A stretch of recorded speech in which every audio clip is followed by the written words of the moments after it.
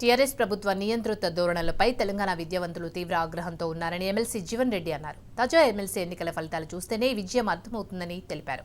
కరీంనగర్, ఆదిలాబాద్, నిజామాబాద్, మెదక్ పట్టభద్రుల నియోజకవర్గం నుంచి ఎమ్మెల్సీగా విజయం సాధించిన జీవన్ రెడ్డితో మా reporter Ramana face to face.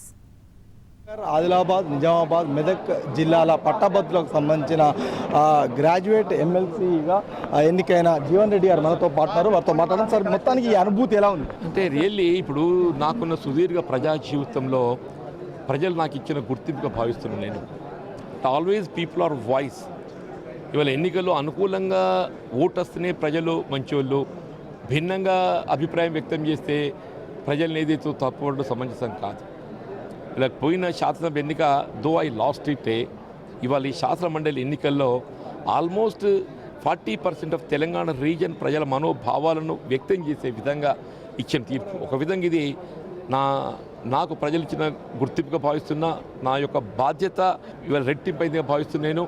నేను ఇవాళ ఏ బాధ్యత ఇవాళ పట్టభద్రులు ఏదైతుందో వారి సమస్యల పరిష్కారానికి చట్టసభలో ఒక ప్రశ్నించే గొంతుకుగా నిలబడి ప్రభుత్వాన్ని జవాబుదారీగా నిలబెడతామని చెప్పిన విశ్వాసం మేము వ్యక్తం చేసిందో, ఆ ప్రశ్నించే గొంతుకగా ఇలా పట్టభద్రుల సమస్యలు, అవి నిరుద్యోగ సమస్య కానివ్వండి కాక, ఇలా ఉద్యోగులు ఉపాధ్యాయ వర్గాల సమస్యలు కానివ్వండి కాక, అవుట్సోర్సింగ్ కాంట్రాక్ట్ ఎంప్లాయీస్ సమస్య కానివ్వండి కాక, ప్రైవేట్ రంగంలో ఉపాధి పొందుతున్నటువంటి ఒక యువత సమస్యలే కానివ్వండి కాక, విద్యారంగంలో ఉపాధి పొందుతున్న వారి సమస్యలు కానివ్వండి కాక, ఇలా I'm committed to raise their issues in the council.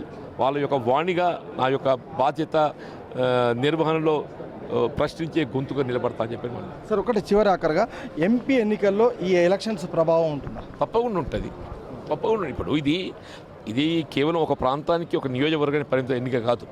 42 శాసనసభ నియోజకవర్గాల నుండి సేకరించిన అభిప్రాయం ఇది. ఈ 42 శాసనసభ నియోజకవర్గాల్లో ఒకే అభిప్రాయం వ్యక్తమైంది. Right from Asifabad to Zahirabad, అక్కడ మహారాష్ట్ర ఛత్తీస్గఢ్ బార్డర్ నుండి మొదలు పెడితే కర్ణాటక బార్డర్ వరకు A to Z, Asifabad to Zahirabad ఒకే అభిప్రాయం వ్యక్తమైంది. ఇలా మొత్తం 9 రౌండ్ల ఎన్నిక జరిగితే not in a single round, single table express their confidence to the TRS propose candidate.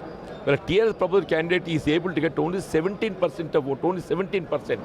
83% of vote have polled against the TRS proposed candidate. దీన్ని బట్టి ఈ మొత్తం 42 శాతం నియోజకవర్గాల్లో ప్రజల్లో ఉన్నటువంటి ఒక భావన, అభిప్రాయాన్ని ఈ పట్టభద్రులు వ్యక్తం చేసి భావిస్తున్నాయి. దానికి తోడు ఏదైతుందో ఇవాళ వరంగల్ ఉపాధ్యాయ వర్గాలకు సంబంధించిన ఎన్నిక కూడా టీఆర్ఎస్ ప్రతిపాదించిన అభ్యర్థి Poola Ravinder, he too has been defeated. అక్కడ ఏదైతుందో ప్రతిపక్ష అభ్యర్థి గెలిచి వచ్చిండు. అంటే ఇది ఆల్మోస్ట్ యావత్ తెలంగాణ లోపల విద్యావంతుల యొక్క భావన, అభిప్రాయం ఏ విధంగా ఉందో ఇది ప్రొజెక్ట్ చేస్తుంది. తప్పకుండా ఇది రాబోయే పార్లమెంట్ ఎన్నికలు ప్రభావితం చేస్తుంది అనే ఒక నేను భావనను వ్యక్తం చేస్తాను. ఇది ముఖ్యంగా జీవన్ రెడ్డి గారు చెప్తున్న విషయము. అంటే ఖచ్చితంగా ఈ ఎమ్మెల్సీ ఎన్నికలు అనేవి ఖచ్చితంగా రాబోయే పార్లమెంట్ ఎన్నికలపైన ప్రభావం చూపిస్తాయి. ముఖ్యంగా ఛత్తీస్గఢ్ మహారాష్ట్ర బార్డర్ నుంచి అటు కర్ణాటక బార్డర్ వరకు కూడా, జహీరాబాద్ వరకు కూడా ఈ మొత్తం గ్రాడ్యుయేట్స్కి సంబంధించిన మనోభావాలని ఓట్ల రూపంలో ప్రతిబింబించాయి. అదే ఈ ఎన్నికలకు సంబంధించిన వ్యవహారం. ఈ నేపథ్యంలో ఇది ఖచ్చితంగా రాబోయే రోజుల్లో పార్లమెంట్ ఎన్నికలపైన కూడా ప్రభావితం చేస్తాయని చెప్పేసి ఆయన ధీమా వ్యక్తం చేస్తున్నారు. ఈ నేపథ్యంలో ఖచ్చితంగా కాంగ్రెస్ పార్టీకి కూడా మంచి అవకాశం ఉంటుందని చెప్పేసి కూడా ఆయన ధీమా వ్యక్తం చేస్తున్న పరిస్థితి మనం చూడవచ్చు. కెమెరా పర్సన్ కిషోర్తో కలిసి రమణ, రాజ్ న్యూస్, కరీంనగర్ నుంచి.